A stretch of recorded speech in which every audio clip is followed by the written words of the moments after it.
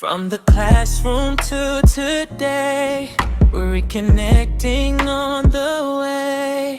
Sharing stories, dreams, and paths. Discovering the impact that lasts. The impact that lasts. The stories unfold. Lives transformed in future. Well, over the past 20 years, I have had the privilege of teaching high school students, actually over 20 years ago, and they were just beginning their journey. Today, I'm reconnecting with one of those students to see where life has taken her and what lessons she has learned. So I invite you to meet Miss Rose. So, Rose, how are you doing? I am doing well, thank you. How are you? Good. So, Rose, did I see you after high school? I don't remember that. I don't think so. So this is the first time I'm seeing you after high Mhm. school, Only on social media, but I haven't social seen media. your face, heard your voice, or anything. So I've heard about you because, of course, you know, your sister was my Yeah. student and I stay in touch with her, your older sister. But let's go back. So how old were you when we first met when I was teaching high And school? I was 14. 14 years old. And what So, grade were yeah, you in? that was ninth grade. Ninth grade. And how old are you now? In my mind, I'm 24. My birth certificate says I'm 44. How that Whoa. happened, I'm not sure, but I know, right? It seems like 30 years just goes flew just like that, by, right? It seems like flew just by, yesterday I can remember you clear as day coming into my classroom. So, literally. what class did I teach you? You were my child development teacher. Okay, child development. What was it Mhm. like being in my classroom? So for me, it was a little bit different because I was pregnant. So the material hit a little different, but the overall class was just like a calm learning environment. It was funny. You would snap when you needed to snap. When we tried to get funny, you got funny right back. We learned, we had a good time. It was a safe place. So, I definitely want to talk about this pregnancy thing because this Mm. is powerful. Yes, ma'am. So, your family is special to me because I had your sister, I had you, and I had your son because we had a life program where Yeah. teenage moms will bring their children so that they could finish high school, which was Mhm. amazing. Saved my So, life. commendable to you that you were able to finish high school with Thank you. one child. His name was Christian. Now Hmm. we're going to dig a little deeper about that day you walked into class and almost gave me a heart attack. So, let's discuss that. So I, what's funny, you don't remember before. So that was that Monday. You don't remember that Wednesday before. Tell me about it. So we were in class, and I don't know what the topic was, but you were teaching something. My desk was by the door, and the door was open. And kids were walking back and forth in the hallway, and you asked me to close the door. And I was laying, my head was on the desk, and I looked up and I said, I really can't. And you asked somebody else, I don't know who it was, and you used to always call us by our last names. All the And, time. and you said, well, since Miss Vital can't, so and so, can you please close the door? And I was just like, whatever, I'm not moving. I didn't know, but I was in labor during that time. And so I went through class the whole day. I went to my boyfriend's house afterwards, tried to eat dinner, couldn't eat, didn't know why my stomach was hurting because I was only 6 months along. And went home, went to sleep, woke up in the middle of the night with the worst pain of my life. That's the day my family found out I was pregnant again because they also didn't know. Ambulance came, took me in, and Karina was born at two On the first. pounds, 4.4 ounces that Thursday. She was born that Thursday, the 9th of December. Okay. And then Monday, I came to class, and you said, where were you on Thursday and Friday? And that's when I told you I had a baby. You dropped a bomb on me. Remember that day? I said you had a what?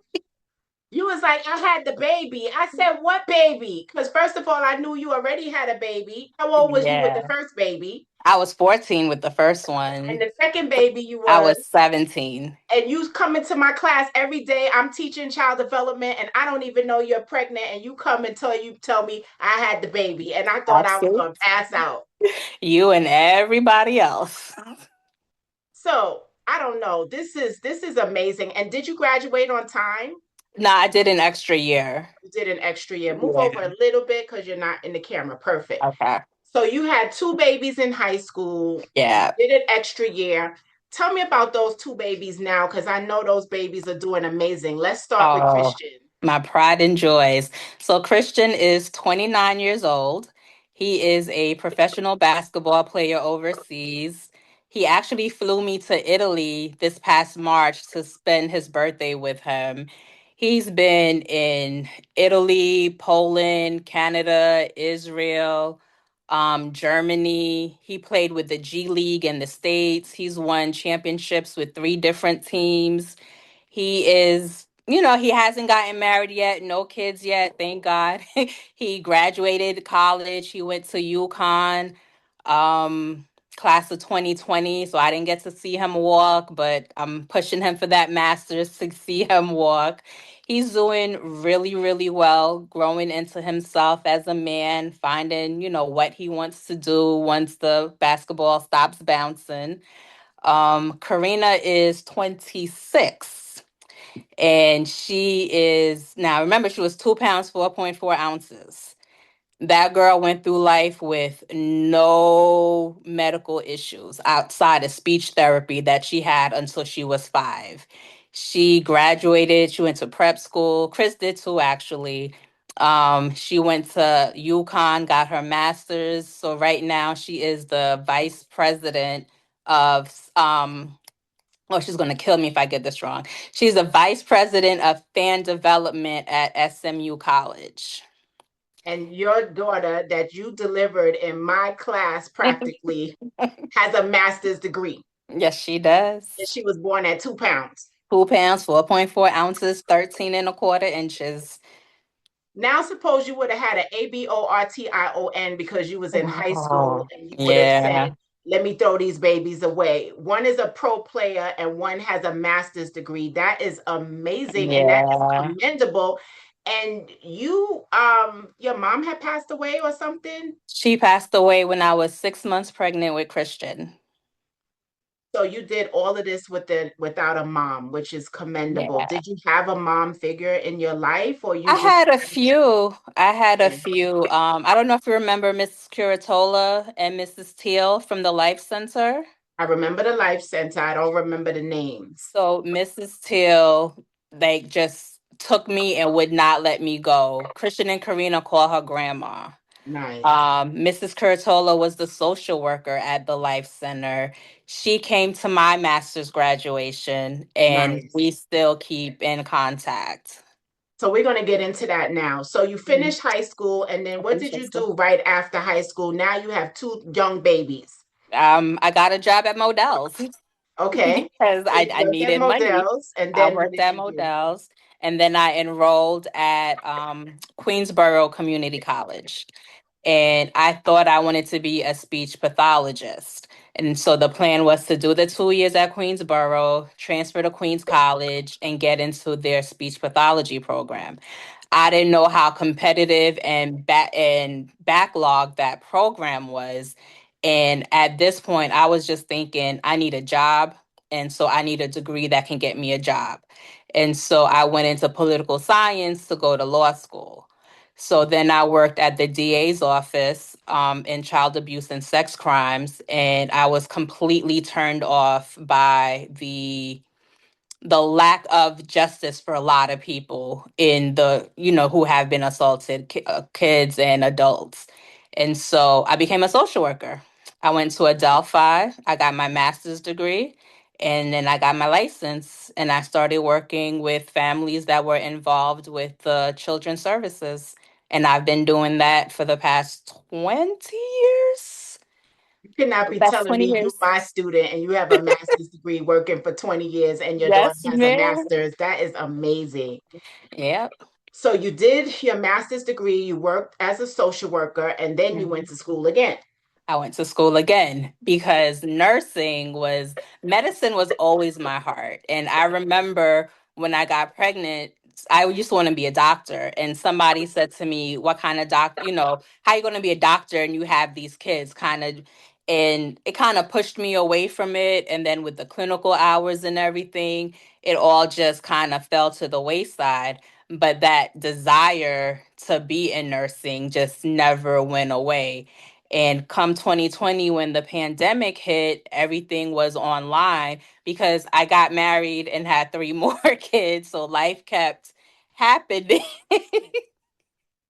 And so I took classes online. I took 1 or 2 classes a semester. And then I got my ASN and I just got my BSN last month. Congratulations, Rose. Thank Where did you you. get your associate's degree from, and where did you get your bachelor's in nursing from? And so my associates was at Gwinnett Technical College in Georgia. And then I got my BSN from Georgia Highlands College. Now you have a master's degree in social work, you have a bachelor's degree in nursing, and what do you want to do when you grow up?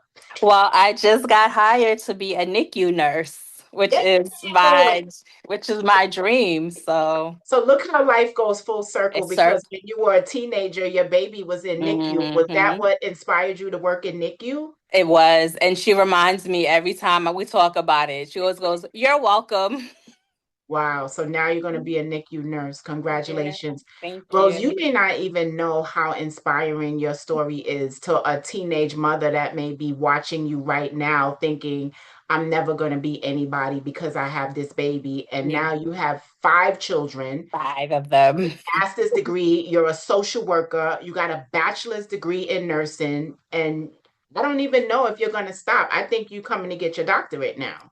I don't know. We'll see. This Sky is the BSN kind limit. of took You me can do out. it. Go, Rose. We'll see. We'll see. Wow, that is very, very commendable. If you were Thank to talk to you. your 17-year-old self, what would you say to yourself now that you Ooh. did not know then? A couple of things. One, and I think the most important thing is love yourself first. Don't look for anyone to love you. Don't think you're not worthy of it. Don't settle for it. Figure out what loving you feels like and looks like, and don't deviate from that. And the second thing is, it'll be all right. The time will pass. Enjoy it while it's happening. Don't wait. I used to always say, I can't wait. In 5 years, I'm going to be here. In 10 years, I'm going to be there. In 15 years, I'm going to do this. As I was looking towards that time, my kids were getting old. And I was in the moment, but not enjoying the moment. So enjoy those little moments because they go by so fast and they will go by one way or another. So you might as well enjoy it. So you must have been through a lot of trials, a lot of Mhm. trials. What would you say, whichever one you would feel like sharing, because we've all been through trials in our lives, what would you say would have been the worst trial you have had to conquer, and how did you conquer that trial from high school to now? Living life without my mom. Living life. Being a mom without having a mom was wild. It's still wild. Having a relationship with my adult daughter is the strangest thing because I don't know what that adult mother daughter relationship is. So in my mind, she's 4 and I'm holding tight, but she's a 26-year-old woman. And at her age, she was 9 when I was her age. She was Wow. 9 and her brother was 11. So it's 2 completely different lives, which is great, which is what I wanted for her. She went to boarding school, National Honor Society, scholarships to college. She didn't, she went away to college, NC State honors, all types of money thrown at her. She went to UConn for her master's. It's just a very strange feeling at times. So a lot of people talk about the mother-father wounds, but imagine Mhm. growing up without a mom. So my mom is still alive, my dad is still alive. So I can't tell you I understand what it feels like to live without a mom, but I can only imagine. And that makes it even more commendable, the things that you have done without having your mother by your side. So I'm going to say this, and I've never said this before, but even though we have not been in contact all these years, you have definitely been in my spirit because I know some of the things that you've been through with the teenage, Mhm. et cetera, et cetera. And if I had you 30 years ago as a student, I have had a lot of students. I can't tell you how many. I never count them. I can't count them. But let's just say, for argument's sake, I had 300,000 students. Mhm. I would give you the Perseverance Award. Oh, You would get the Perseverance Award. And I had a student, both of her children drowned. oh my gosh. Imagine that. I mean, and the stories could go on and go And on and go on and go yeah, on, but I'm saying this wholeheartedly. I am very proud of you. I thank commend you. you. And if nobody has never told you, you are an awesome mom that you never had. Thank you. Don't make me cry now. You didn't say that was part of this. But honestly, I know you asked me what I would say to like a young teen mom, but if I would just have 1 minute to say to that teen mom's family is don't give up on them. Yes, you're angry. Yes, you're hurt. Yes, you're disappointed, but don't give up on them because I would not be here if it was not for Marie and Annalise and Harry and my dad in his own way. They gave me a roof Maria over and my head. Anna are your sisters. My Your sisters and sister, oh, Harry's your my brother. sisters. Okay. Yeah. Sisters, brother, and dad And was my supportive. dad, yeah. And in their own way, it wasn't perfect. It wasn't, anything you would see on TV that be like, oh, look at this nice family. But they loved those kids unconditionally. They supported them. They supported me so that I can do what I needed to do. And so to the families, lecture all you want, but you guys are needed. Like you're what makes it all work as well. So I was able to do what I had to do because I stood on the backs of a lot of people. And then Mhm. as life went on, even now with my husband, I stand on his back a lot. So that support, that village, no matter how old, is always necessary. And how old are the other three kids? Ay, they are 14, 12, and 11. So you got one more teenager brewing, the 11-year-old. It's Yes. almost over, Rose. It's It's almost almost over. over. Now I could leave them home alone for a couple of hours. And I was like, once this one goes to college, I'm a travel nurse. I'm going to Bali. Karina talking about I can't because I need to stay home with her children when she has them. I don't know about that, girl. I don't know about Notice that. that your teenage children didn't have teenage children, like children Yeah. when they were teenagers. Did you feel like you had to instill in them something to prevent that? Because do you Yeah. think nobody spoke to you about birth control? Like, I'm going way back now. What do you think happened?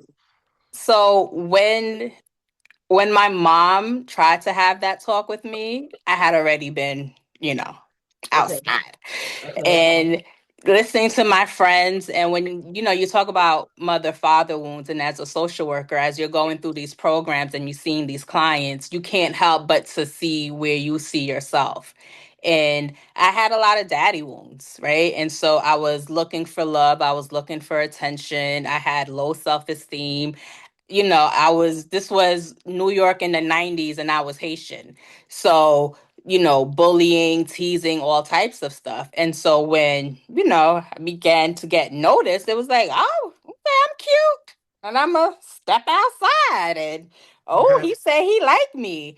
And that's where that love yourself stuff comes from. Like you gotta get it from yourself. Like your fathers, you gotta love your daughters. Moms, don't be jealous of your daughters. It's a whole I could go on for hours on this Especially since you're a topic. social worker, we're gonna have to have another Exactly. session, Rose. We can. Like it is deep. It is deep. I see it every day at work. Generational CPS cases. Grandma, I've been with DFACS for 10 years, and I've had some kids now who, when I first had their family, they were the kid. Now they're the parent with a CPS case. And so they're just some barriers we need to break down, have that open communication, and figure out how we could get this thing right. So I know you told me that I'm gonna go back to the classroom again 30 Mhm. years ago. You told me you remember when I told you to get up and close the door. And little did you or I know that you were in labor, so you Mhm. couldn't get up and close the door. Is there anything else you could remember about me that I may have said and or done that encouraged or inspired you back then? It's not so much what you said, but silently, you always supported me. You never made me feel bad about having one or two kids. You treated me like everyone else. You didn't care if I was up the night before, if there was an assignment, like, where's your assignment? I'll turn it in tomorrow. And that was the most important thing. But your class, your class was safe. Nice. Your class was safe. I had a math teacher when I came that Monday. When I came back from having Karina, it wasn't that Monday, but it was that week. And she asked me a question, and I said I didn't know because I didn't know. And she was like, "Go, why don't you go change a diaper?" And do you know, I never went back to that math class, and I failed. What did she mean go change your diaper? Like, just, you're not, like, I wasn't an active student, so it was no point in me being in the class anymore because I had a Oh, baby. So I never went back to that math class for the rest of the wow. semester, and I failed. Mm. And in your class, I never felt out of place. I never felt, like I shouldn't be there. I saw how you treated the other students, and I was just another student. Like, you loved all your students, and you were funny. You We did. couldn't tell you that back then because you were the teacher, but you were funny, and you would have some good snapbacks. That's one thing I know. And that's why I was talking to another student the other day, and she talked about representation, right? And I Hmm. said that was what was so nice to go back to the high school that I graduated from because I understood you guys on like Yeah. every level, right? Yes. So I was Absolutely. young, I could You identify. were. Yeah. And like you said, if you snap at me, I'm snapping back. Without And I still hesitation. do it. I still do it now. And you know what's crazy? Like, I'm older now than you were when you were our teacher. Absolutely. And we thought you were so old, even though Absolutely. you were young. I And was now look young. at us. I was in my 20s. I was definitely Yeah. young because I did 6 years of nursing and then Hmm. I did 6 years of teaching and then I started teaching college and then I opened my business and Wow. la la la blah blah blah. But like I was telling everybody, like this is something I've wanted to do for a very long time. And those years that I spent teaching high school were some of the best years of my life. Yeah. Actually, to the point that sometimes I'm like, do I need to go back and teach high school? Like, I You feel like that's should. where I have such an You impact. sh- Because Absolutely. when you teach college, it's kind of different than when you deal with high Yeah. school It's not the students. Like, same. you catch them early, right? So you Yeah. never know. I still have that certified teacher. I You, might have to go back. I wholeheartedly support it. Like, you met Marie that first day and she just glued herself to you You never so let much, go. never, so much so that I knew you before I got into your class. I was like, I'm so sick of hearing this Miss Gums lady name. Be quiet. And I was Marie is one that like, has latched on to me for okay. life for Man, whatever yeah. reason. And her interview is tomorrow. So that should be very That'll be interesting. interesting. But Rose, I Yeah. really appreciate you. I thank you for taking time out of your day. I thank you for being transparent. I wholeheartedly mean that. Of all my students, you would definitely get the Perseverance Award.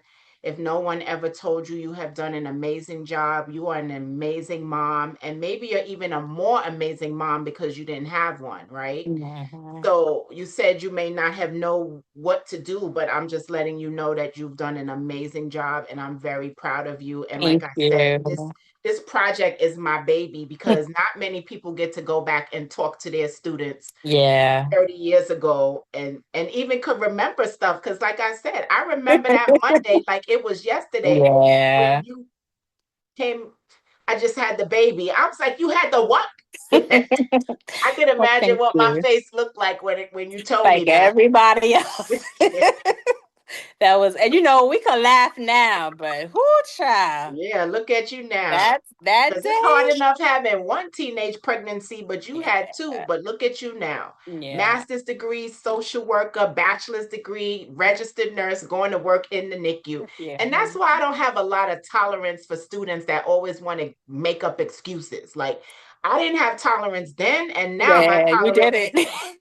don't have the tolerance because let's just go, right? Let's Because if I go. start And that's unpacking it. all the stuff I've been through, I don't even know how I have a doctorate, but I have it. Exactly. You We have have to it. You persevere. gotta We have move. to. And that's what I tell my families. I'm not minimizing your trauma. I'm not saying it doesn't matter, but I had to make a decision of what I wanted for my kids.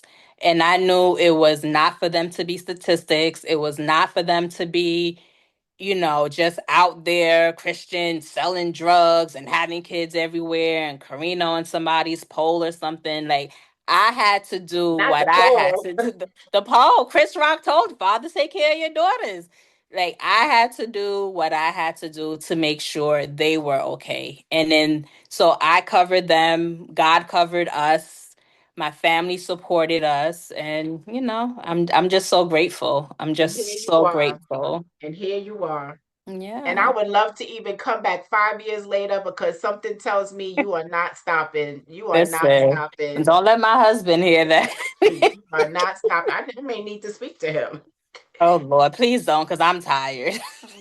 Well, Rose, thank you so much. I No appreciate. problem. Is there any final thoughts that you would like to say? Because this is going to be a very powerful show. I want to say thank you to you. You have touched so many lives and you have been such a support to so many people. And we are grateful for you and for what you do. Thank you. You are welcome. You Absolutely. are welcome. You are welcome. You are welcome. So, in closing, that was Rose, my former student from 30 years ago, Oh who my is doing gosh. amazing things. The winner of the Dr. Savain Perseverance Award. She beat out 500,000 other students. So, I'm Dr. Rhonda Gumbs-Savain, and this has been the Impact That Lasts. Thank you. At last, the stories